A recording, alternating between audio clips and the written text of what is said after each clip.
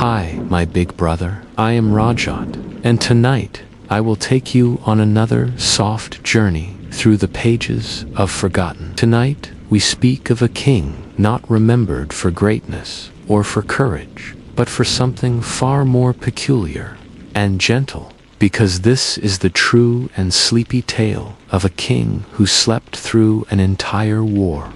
His name was King Alaric of the Hollow Crown, and he ruled a quiet, misty kingdom tucked between the mountains and the sea, where nothing truly happened and time moved like honey dripping slowly from a spoon. King Alaric was not a warrior king. He did not enjoy speeches or battles or long meetings with his council. He much preferred silence, warm tea, and the company of old books, and the soft ticking of the clock in his royal chamber. It is said that one winter evening, as the wind whispered through the stone corridors of his castle, King Alaric walked into his room, looked out the tall glass window at the dark clouds gathering above, and whispered to himself that the world outside could wait, and closed his eyes, with no intention of opening them again for quite some time. And so the king slept, and outside his walls the world began to shift, their flags hidden beneath winter cloaks as they moved like shadows through the foggy hills. Inside the castle, no one dared to wake the king. His advisors stood in the hallways, whispering his name as though it might disturb his peace. Even the guards softened their footsteps near his door. Each morning the sun rose, and each morning King Alaric remained still beneath his quilt, breathing slowly, as though the worries of the world had simply passed him by. The queen paced the halls in silence, reading old letters and drinking bitter wine by the hearth, wondering if the king was still dreaming, or if he had somehow dreamed himself out of this world.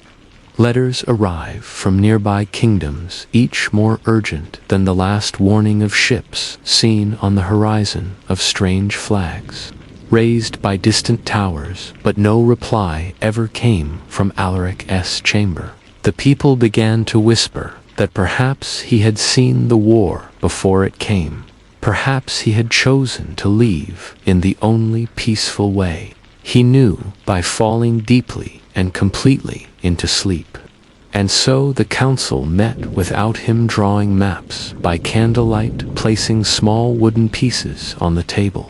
Like children playing a game they did not understand, but had no choice but to continue. Still the king slept as thunder rolled through the skies, and distant fires lit the hills like falling stars. The castle remained quiet, with only the soft sound of breathing behind the heavy doors of the royal bedroom. Some nights it rained, and the sound of drops tapping against the windows was the only thing to break the silence. Other nights the wind howled, and yet still the king did not stir. One servant claimed that she saw him smile in his sleep, and said perhaps the king was dreaming of a world without war, a place where the sky was always soft and no one ever raised a sword. But outside the dream, the real world was fraying little by little. The roads were no longer safe, the towns closed their gates, and messengers rode with dust on their boots and fear in their eyes. And yet, inside that one room, lit only by a single flickering candle, everything was still timeless and untouched, as though sleep had become a shield stronger than any wall. Days turned into weeks, and weeks into months, and the war crept closer. Its breath now felt in every shadow and every whisper through the trees. But no one dared disturb the sleeping king. Even the enemies, who finally reached the castle gates, paused in wonder when they heard the story: a king who slept through a war, untouched by violence, wrapped in silence and dreams. And so they waited just outside, unsure whether to attack or to kneel, uncertain if the one who rested inside was a man or something else entirely, something ancient and at peace. The snow that winter was deeper than any in recent memory, covering rooftops, like folded parchment, and silencing even the footsteps of the castle guards, who now tiptoed more from habit than duty, for nothing disturbed the stillness of the sleeping king. The queen wore darker gowns, now not out of mourning, but of quiet waiting, as if her colors might blend into the stone walls of the castle, so she too might vanish slowly into the silence that filled the royal chambers. Each day began the same, with servants lighting the same 3 candles in the hallway, the same birds circling the towers, the same persistent whispered in the hallways. Has he stirred? Has he risen? Has the king spoken? But always the answer was no, for the king remained deep in his slumber, his breathing soft and slow like the rhythm of waves against an old wooden dock, and no one dared to enter his chamber without reason. Beyond the castle gates, the villages began to change. Old farmers began burying their tools, and scribes hid their books, fearing the noise of the approaching war, and still hoping that somehow peace might be preserved in silence. In the king's absence, the royal council divided, unsure whether to defend the castle or surrender it, unsure whether to crown a new ruler or wait one more day just in case. He opened his eyes and gave them a sign. The archbishop, who once blessed the king every spring, now sat quietly in the chapel. His prayers, spoken in whispers, meant not to awaken the one they served, but simply to comfort the walls themselves. Some began to believe that Alaric had entered a kind of sacred sleep, a legend being written not by his sword, but by his silence, as if the land itself was holding its breath, unsure how to move without him. And so, while banners burned in distant fields, and old bridges fell into forgotten rivers, the heart of the kingdom continued to beat slowly, carefully, quietly, wrapped in the warmth of one man's final sleep. The enemies who marched across the far hills did not sing victory songs, nor did they shout to announce their coming, for even they had heard of the sleeping king. And though they carried swords and war armor, they arrived not with fire, but with confusion and curiosity.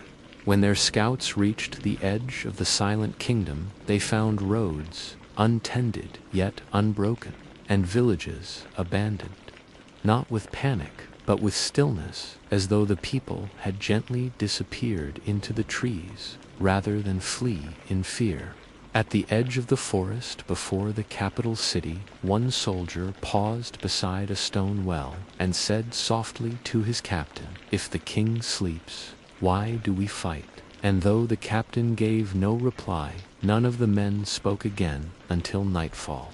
Within the city walls, life moved as if underwater markets remained open, but quiet children played games, but without laughter. And the great bells of the cathedral no longer rang, for time had begun to lose its shape, and no one knew what day it truly was.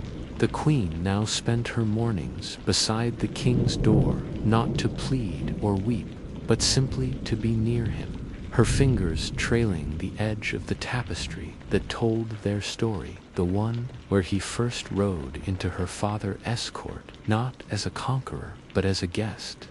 Behind the closed doors of the royal chamber, the air remained warm and steady, as if untouched by the cold of war, and inside the king's face rested like a statue carved from candlelight, his breath so even it could have belonged to the castle itself.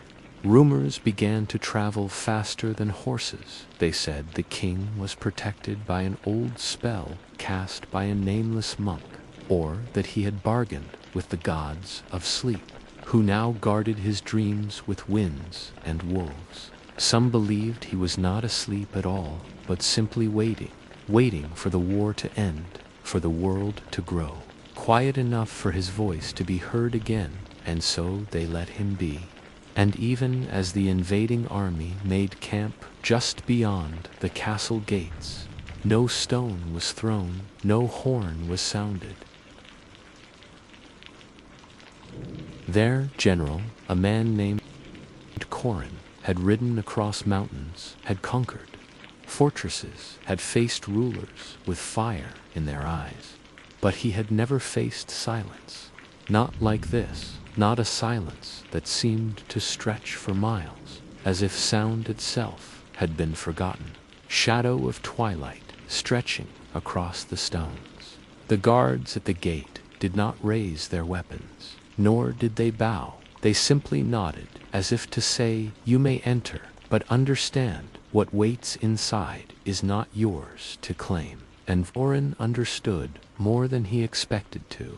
Battles long past, victories long forgotten, and in their center a faded image of Alaric, seated not on a throne, but beneath a tree, eyes closed, hand open, would not allow it. So he waited, and each hour that passed outside the castle felt heavier. The men grew restless, not with hunger or boredom, but with the weight of not knowing what to do when the enemy will not fight and the throne will not speak.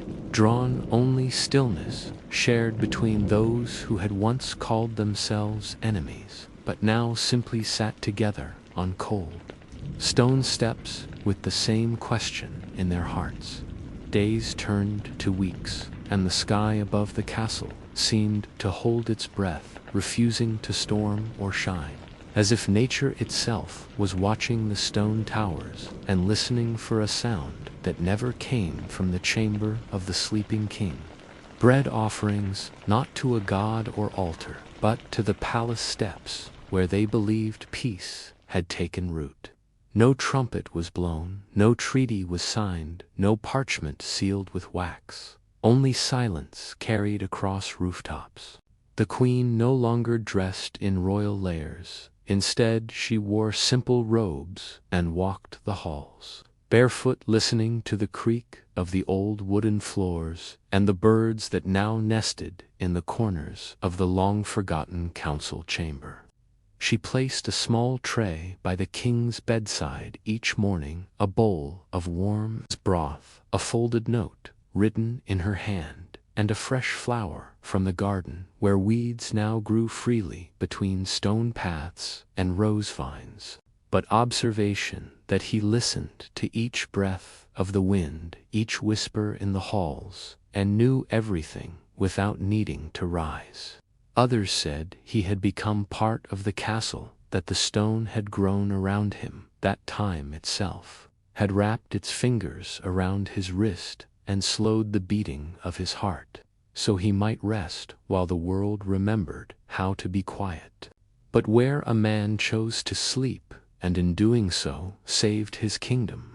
As the seasons turned, the snow melted into soft patches of earth. The trees grew their leaves once again.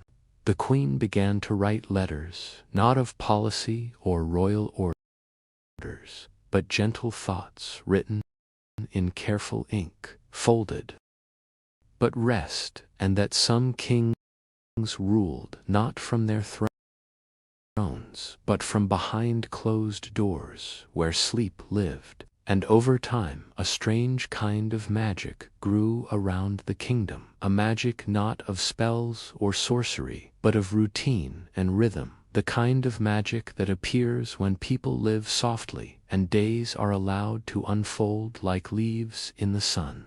The castle remained quiet, a single candle always lit in the king's chamber, its flame never flickering, as if the air refused to disturb. The sound of his breath became the clock by which the kingdom moved, slow, steady, sacred.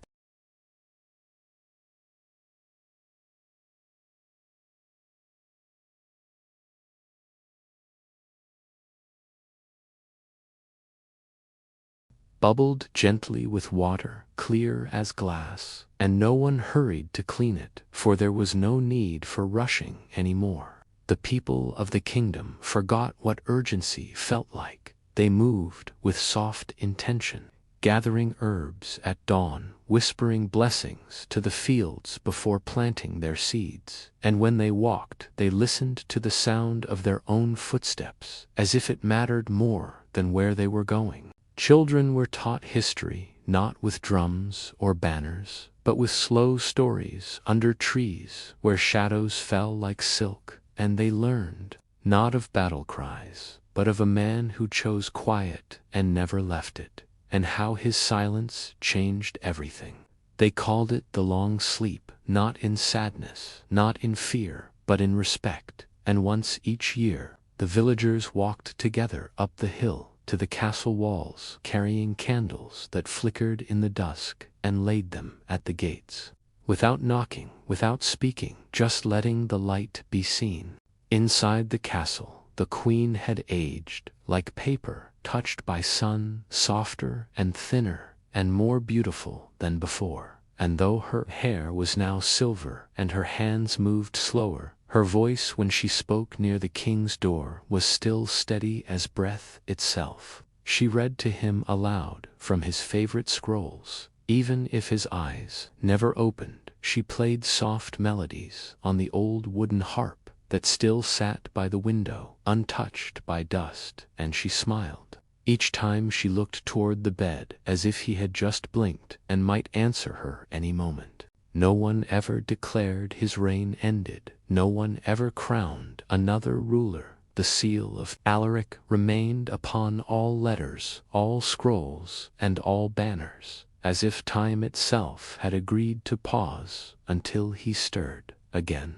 And some say he did stir. Once a quiet servant swore that on the fourth night of the quiet moon she saw his fingers twitch, and that she heard him breathe a little deeper, as if somewhere far away in a dream the king had remembered something and turned toward it slowly. But whether that was truth or story, no one knew, and no one questioned it, because they understood now that not all truths must be proven. Some are simply carried, like warmth in the chest, like the way people remember music after it fades. So the kingdom kept dreaming, and the king kept sleeping, and both were exactly as they needed to be. One morning the sky was the softest kind of blue, the kind that seemed to hold no weight and offered no promises, and the air smelled faintly of fresh earth and early blossoms, and no birds cried out, and no wheels turned on any road, and not a single bell rang in the kingdom below the hill. That day came to be known as the day nothing happened, and yet it was remembered more clearly than most, for it was the day when everyone in the kingdom paused, not for grief, not for fear, but because it felt right to do so. Shopkeepers opened their windows, but did not call to customers. Bakers pulled warm loaves from their ovens, but left them wrapped in cloth, and placed them on the steps of neighbors' doors as gifts. And children, who usually chased each other across the fields, simply sat in the tall grass, watching the clouds pass like slow ships in a bright sky. Even the guards who patrolled the castle corridors slowed their walk, placing their boots carefully against the stone floor, as if each sound might disturb the silence.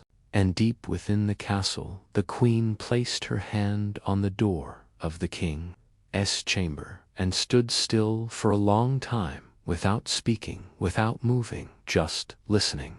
Some say the king breathed slightly differently that day, as if something within his dreams had changed direction, like a river choosing a new path, and some believed that perhaps his rest had deepened further, like the roots of an old tree sinking deeper into soil that finally understood it. The general who had once planned the siege now sat at the foot of the hill, drawing circles in the dirt with the end of a branch. And his sword still lay nearby, clean, polished, and unused. And he had long stopped looking to the horizon for orders, for there were none, and would be none.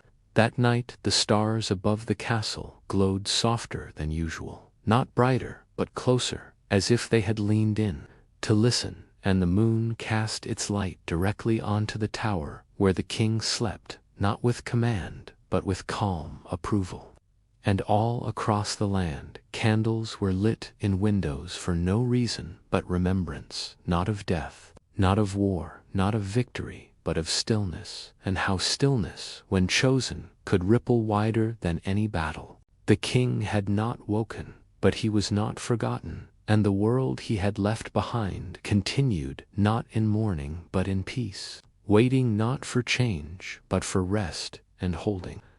Quietly, the echo of the man who had once ruled with nothing but silence the crown of king, its gold dulled not by neglect but by reverence, as if even the crown understood that shining too brightly would be a kind of noise. It had once been worn by a young ruler with thoughtful eyes, who chose not to raise armies, nor seek thrones of others, but instead watched the sun set behind mountains, and asked what use is power, if it cannot make people sleep in peace. The people now saw that crown not as a symbol of rule, but as a reminder of silence. They would pass by the open hall where it sat, and they would pause for only a moment, some to bow, some just to breathe, but all to remember that strength could be quiet and victory could be unseen. In stories told around fire pits and beside streams, the old ones said the king's crown was given to him by the stars, that it was not forged in gold but in stillness itself, and that only he had the heart calm enough to carry it without being changed, and whether that was true or simply a story whispered to keep children still before bed, it did not matter, because the feeling it gave was enough. The comfort the idea brought was real, and that was all they needed. Travelers who arrived in the kingdom expecting guards and flags and a ruler seated on a grand throne were met instead with open fields, quiet roads, and a single candle burning in a window of the tallest tower, and they would leave without asking questions, their hearts strangely lighter, as if they had visited a dream they could not explain. The queen aged in gentle seasons, her hair now completely silver, her hands always folded with grace, and though she no longer climbed the stairs to the tower, she still sent flowers daily to his chamber, sometimes wild, sometimes rare, but always soft and fresh, and wrapped with a single folded note that said, "I'm still here." And in the villages children carved wooden crowns, not to wear in games of war, but to place beside their pillows as they slept, believing the quiet dreams would come easier that way, and often they did,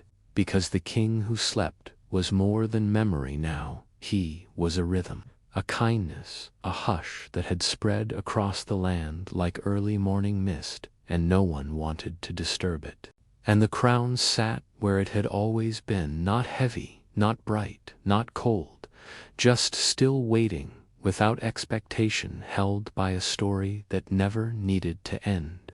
Every year, on the evening when spring first touched the edges of winter, the people of the kingdom began preparing their lanterns, not out of obligation, not by law, but because something in their hearts told them it was time to remember gently.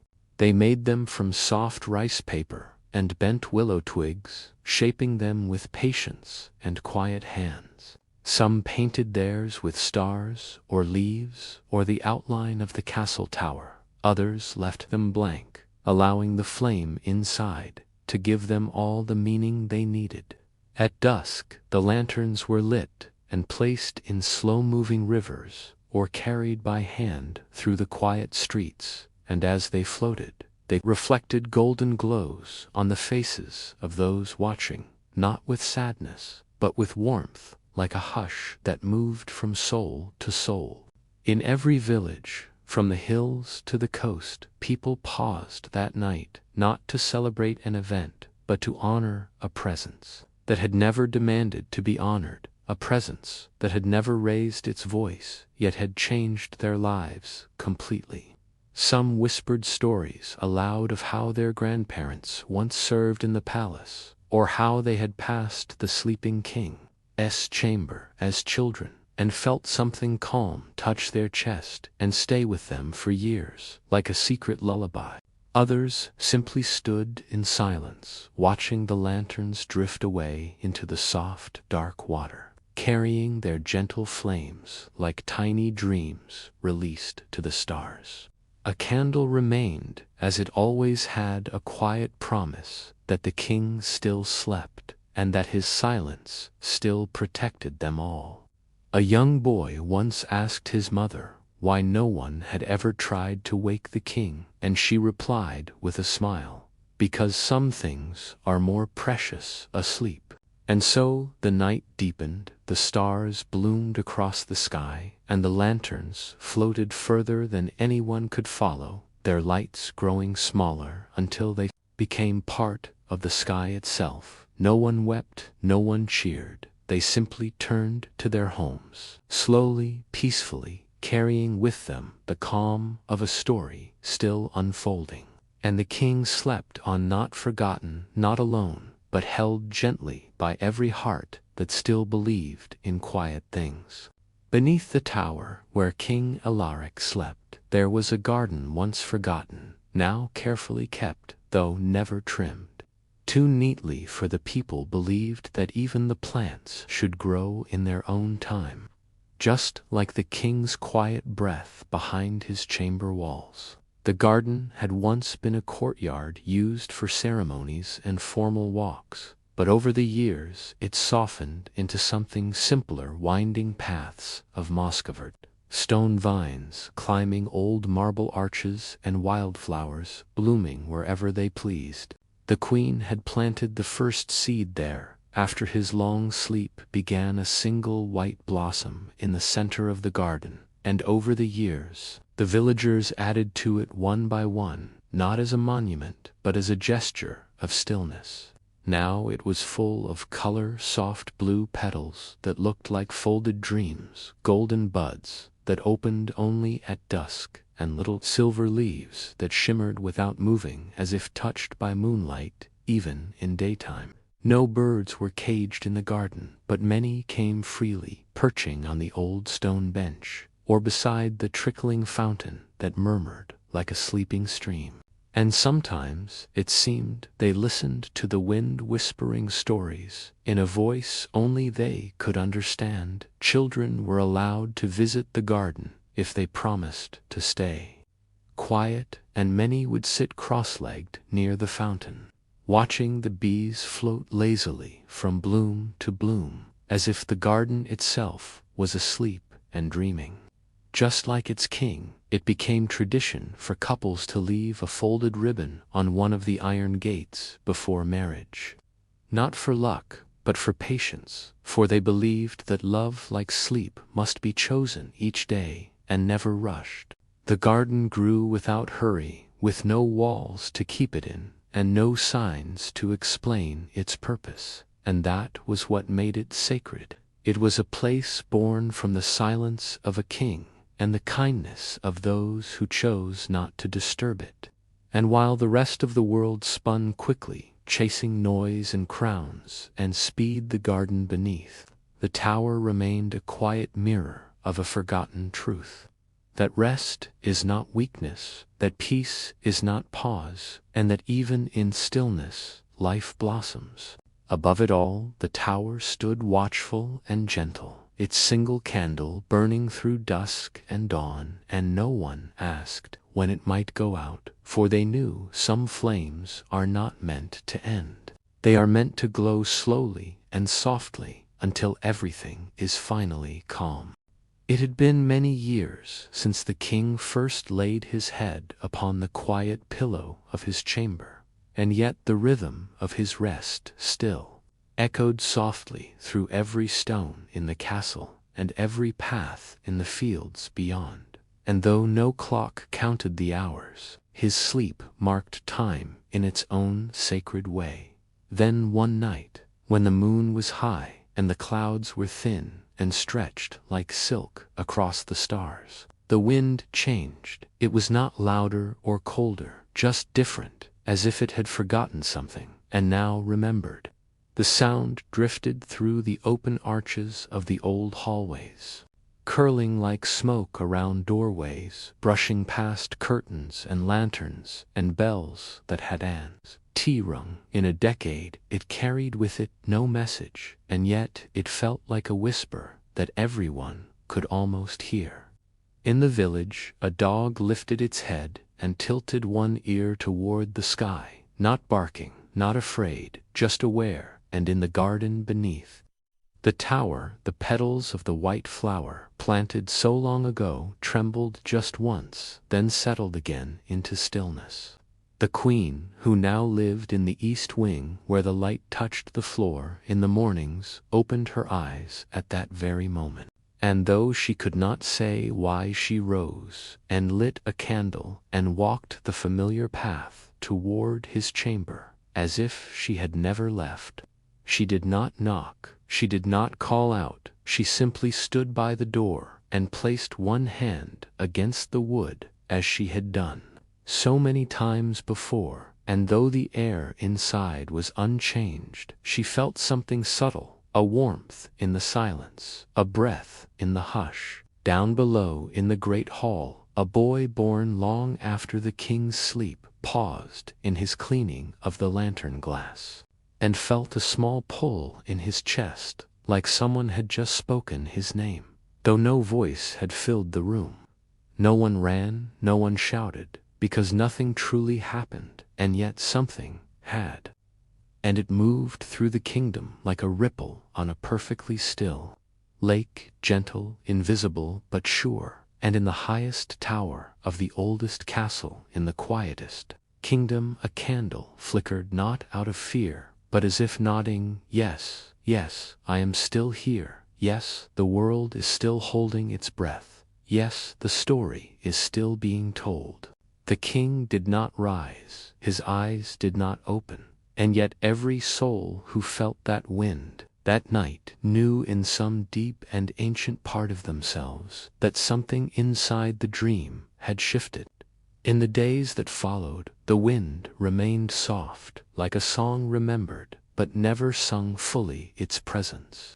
Gentle yet known, it brushed across rooftops and through the folds of curtains and along the pages of open books left on quiet tables. People didn't speak of it directly, for in this kingdom it was understood that some feelings were too sacred for words, and that naming something too soon might break its spell. And so they lived those days, slowly watching the sky a little more closely, listening to the leaves when they moved. In the castle, the queen placed a second candle beside the one that had always burned, not to replace it, but to accompany it, and each evening she lit it with the same match she had kept in her drawer for years, waiting for a moment she could not name until it arrived. She began writing in a new journal, not of events or duties, but of dreams, small and still, and filled with questions, like what does he see behind closed eyes? Or do trees grow differently in his world? Or is there music where he sleeps, and what notes does it play? The castle staff returned to their routines with an odd kind of grace, sweeping halls, more carefully dusting tapestries, as if each thread remembered the moment when silence first fell upon them long ago and still held it gently. Children who once tiptoed through the garden now lay on blankets near the fountain, staring up through the green canopy and asking each other what would happen if he woke, and none of them feared the answer, because they knew that whatever he chose, it would come softly. Some believed the king now dreamed not alone, but of them all, of the entire kingdom resting within his thoughts, like a book gently opened on a bedside table with pages turning only when the time was right. They imagined him walking slowly through a forest where the trees remembered his name, or sitting by a stream where old kings met in silence to watch the water flow, or standing beneath a sky that never darkened, only dimmed, and above them, in the tallest tower that had never known rust or ivies, the window remained half open the way it always had, letting in the light breezes that now carried not just air but something more, something unseen and soothing. The candle flames never flickered too wildly, they only danced the way dreams do when sleep is deep and long and kind, and through that window, if one looked just right, one might swear the sky looked back with a quiet smile. Time in the kingdom had become a different shape. It no longer marched like boots or ticked like clocks. Instead, it moved like clouds, slow and certain, sometimes almost still stretching across the sky without asking for attention. No calendars were needed, no horns announced the new year, only the soft rhythm of days opening like flowers, one after the other, and the understanding that some days were meant for tending and others for simply being quiet. In the castle, the stones remained warm in the afternoon light, holding heat like memory, and in the halls where footsteps once echoed with purpose, now they passed like whispers, soft and careful and welcome. The queen now rarely spoke of the past, not out of sorrow, but because the present felt so full, the way the breeze came in through the open window, or the way the ivy curved gently along the wall, or the sound of the wind chime made from old silver coins gifted to her by the king long ago. She would sit by the window most afternoons, not looking out, but listening, as if the castle itself had found a voice, and all it wanted to do was hum softly like an old lullaby. The people of the land no longer expected change, and that was not despair. It was peace, the kind that settles deep in the bones and teaches even the restless how to breathe slower. The king remained as he was a part of the castle, as much as the towers or the great oak doors or the worn stone steps leading up to his chamber. And no one questioned why his breath still moved gently in the quiet room, or why the candle still burned beside him. They only knew that the flame had never failed, and the sky had never grown angry, and their hearts had not forgotten the lesson he gave without a word. And so they lived, not waiting, but dwelling within the story, learning to weave their own threads into the fabric of the kingdom that did not need to be ruled, only remembered. For in every blanket woven, and every loaf of bread baked, in every book read aloud, beneath an elm tree, and every lantern set afloat, they were keeping time, not with numbers, but with care. And far above them all, the king slept, as always, not absent, not lost, but present in the very rhythm of their days, like a deep and steady drumbeat, too soft to disturb, but too constant to fade. He was the gentle weight of time itself, and his dream was the kingdom they loved.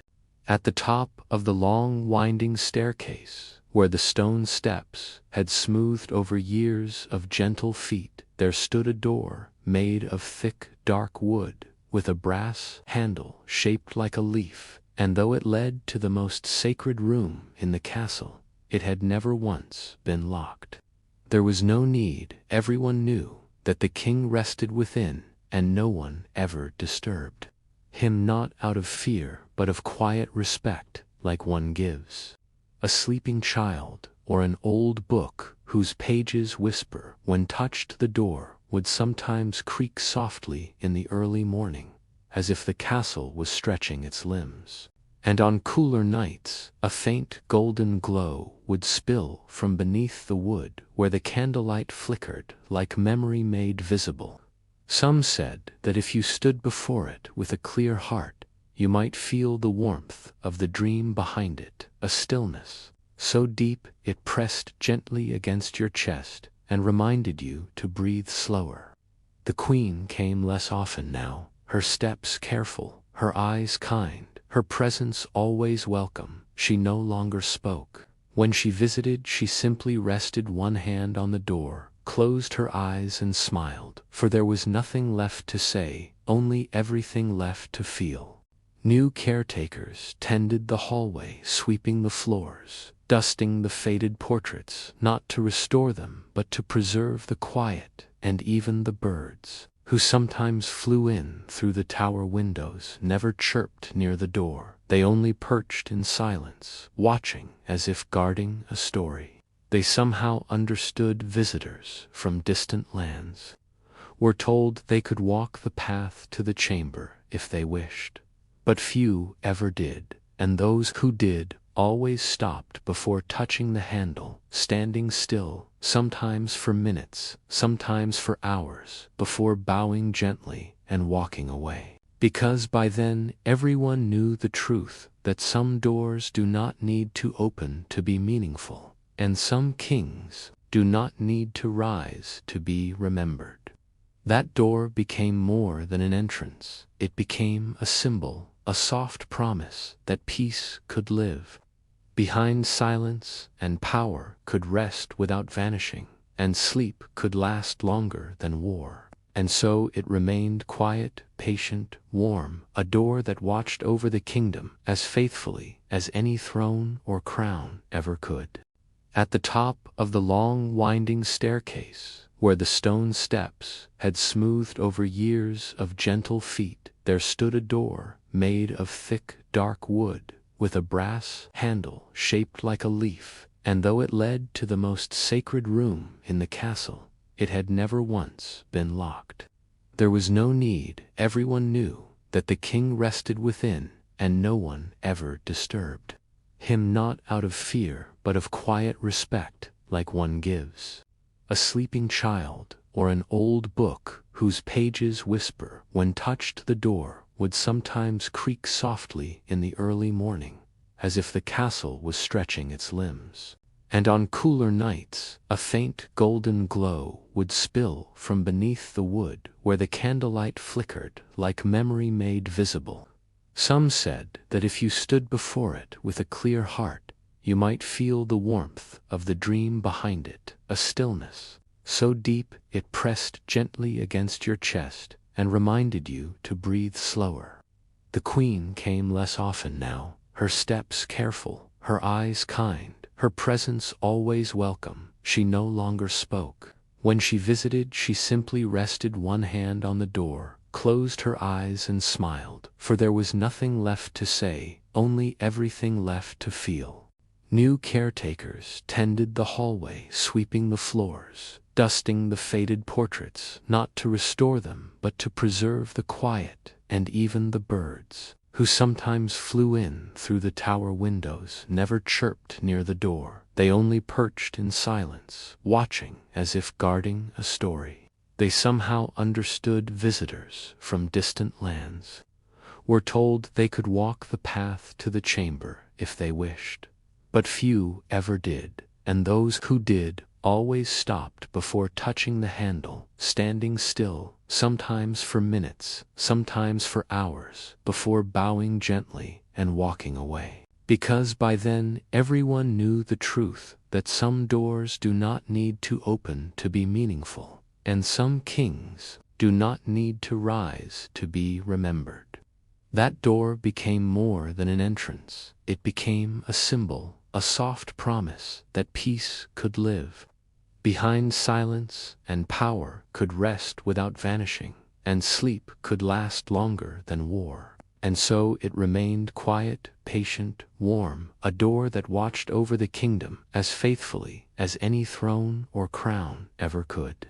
The years passed like drifting petals on a calm stream, never rushed, never wasted, and the kingdom settled deeper into the soft rhythm it had chosen, not because it was told to, but because it had remembered how to be still. Generations were born who had never seen the king's eyes open, and yet they knew his face from paintings and his silence from stories, and they spoke of him not as someone missing, but as someone who simply lived in another way. In classrooms where children read from scrolls, the king's name was spoken softly with a kind of reverence usually reserved for lullabies. And stars, and they were taught not how he conquered lands, but how he had laid down his sword, and taught an entire world to listen. In kitchens, the old wooden spoons carved with the royal seal stirred broth, not with ceremony but with quiet care, as if the meals themselves were part of the long peaceful dream. Farmers planting seeds would sometimes glance toward the castle tower before placing their hands in the soil, offering a nod of thanks to the man who had gifted them. Seasons without the fear of fire or steel, the castle had become more than a home. It was now a memory made of stone and glass and candlelight, and behind the great oak doors where the king slept, the chamber remained untouched but never forgotten. Caretakers changed linens with clean hands and calm movements, wiping the windows not to see out, but to let the light fall in without interruption, and always keeping the candle full, never rushed, never forgotten, always flickering like a heartbeat in the silence. The queen, who had long since passed, left behind her journals filled with tiny letters never meant to be read, only felt stories and dreams and simple sentences that spoke to the sleeping king like whispers through time. And though her room was now quiet, a single vase of fresh flowers still appeared each week, placed gently on the windowsill by a girl whose grandmother had once served tea in the very same chamber. Even the trees around the castle seemed to bend their branches differently, not out of age, but out of memory, as if they too held stories in their rings and passed them from root to root beneath the soil. And at night, when the stars scattered across the sky like quiet sparks, the people of the kingdom still paused, still looked upward, and still whispered, "Thank you," not because they were told to, but because they never forgot, who had given them the gift of stillness. Not with words, not with power, not with armies, but with one long, steady breath that had never once broken on a night softer than most. When the wind moved like breath and the sky stretched endlessly above the castle, something unusual happened. Not loud, not grand, not sudden, just different. The stars seemed to shimmer with a new kind of calm, and in the air there was a hush that felt not like silence, but like a pause before a gentle word. And across the kingdom, from the mountains to the meadows, people felt it at once, a change not in sound, but in stillness. Shepherds on high hills looked up from their resting flocks, and the sheep did not stir. Farmers, putting out their lamps, stood still in their doorways, with the flame frozen in mid-flicker, and even the owls, waiting patiently in the trees, blinked slowly and listened. In the castle, no bells rang, and no voices called, yet every hallway seemed to glow slightly more, as though memory itself had leaned closer, brushing each stone with a hand made of time. The chamber where the king rested remained unchanged, his blanket tucked with soft hands, the air carrying the scent of lavender and candle wax, and the candle, as always, stood quietly at his side, its flame steady, never wavering, not even once, but just for a moment, no longer than a single breath. It was said that the king smiled. No one saw it, no one recorded it, but the feeling drifted through the castle like mist, and settled gently over everyone who believed, over everyone who had waited not for change, but for peace. It passed through the garden and turned the petals of the white flower, ever so slightly, toward the tower. It moved through the queen's old chamber and brushed against the empty chair where she used to read aloud, and it curled into the corners of rooms where children dreamed of quiet kings and sleeping skies. And though no trumpet sounded and no scroll declared a miracle, the kingdom knew it deep in their chests in the space just between waking and sleep. That night, for the first time in a long while, people dreamed together. They dreamed of long winding rivers and fields of tall grass, of candles floating on water and a king walking barefoot through a forest of silver trees, and in every dream he was smiling, not because he had returned, but because he had never truly left. And beneath the stars, which blinked like eyes just beginning to close, the kingdom breathed as one still calm whole. Within the castle walls, far beyond the great hall, and through a narrow archway covered in ivy, there lay a library, a room of deep wood and soft dust, where the shelves leaned slightly with age, but stood proudly still. It had once been filled with the sound of pages turning and scholars murmuring, but over time it had grown quieter, not forgotten, only gentler, like everything else in the kingdom. Books lined the walls, not in order, but in harmony, resting beside each other as old friends might, some leather-bound, some wrapped in cloth, some with no titles at all, only symbols etched faintly across their covers. In the center of the room stood a single reading chair, worn smooth by years of sitting, its arms polished by patient hands, and its cushion sagged just slightly in the middle, as though someone had only recently risen and might return again. The library had no guards, no ropes, no locked cabinets, because no one in the kingdom had ever wished to steal what belonged to everyone, and the rule was simple. When you took a book, you must read it slowly, and when you finished, you must leave behind a thought written in the margins, like a small gift to the next dreamer. And so, over the years, the books had grown not just in pages, but in memory filled with soft notes and gentle reflections. Tiny drawings of stars or quiet trees, pressed flowers between the pages, and letters, never sent, folded into chapter breaks like secrets waiting patiently.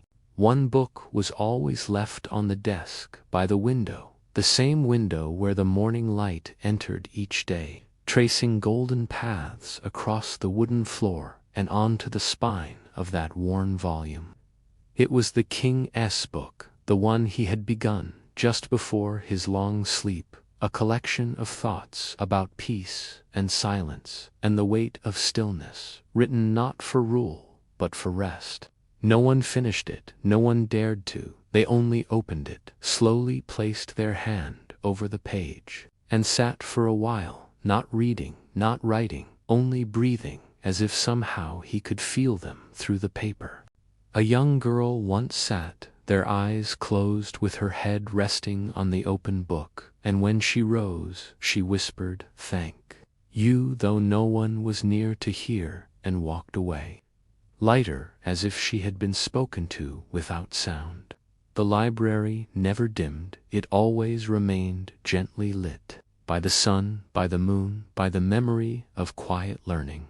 And though no new shelves were built, no one noticed, because the space never felt too full. It was not a place of answers, but of comfort, and comfort was enough.